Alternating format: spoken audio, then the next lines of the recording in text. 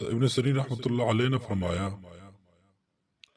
کہ اگر کوئی شخص خواب میں شیر کو دیکھے تو وہ اس کی قوت اور دلیری اور بہادری کی دلیل ہے۔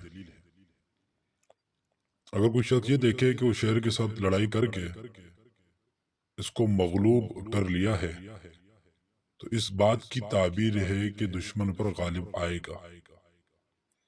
اگر شیر سے وہ مغلوب ہو گیا تو اس چیز کی تعبیر ہے دشمن اس پر فتح پائے گا۔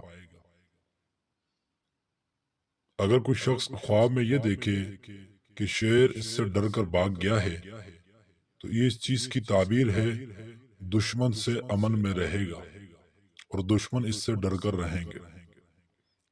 حضرت ابراہیم کرامانی رحمۃ اللہ علیہ نے فرمایا شیر کی ہڈیاں اور بال اور چمڑا خواب میں دیکھنا مال اور خزانے کی علامت ہے۔ یہ تمام چیزیں دیکھے اور جس قدر دیکھے گا دشمن پہ اتنا ہی زیادہ فتح یاب ہوگا۔ اگر کوئی شخص خواب میں یہ دیکھے کہ وہ شیر پر بیٹا ہے اور وہ اس کا فرما بردار ہے تو یہ اس چیز کی تعبیر ہے کہ دشمن اس کا تابعدار اور فرما بردار ہوگا۔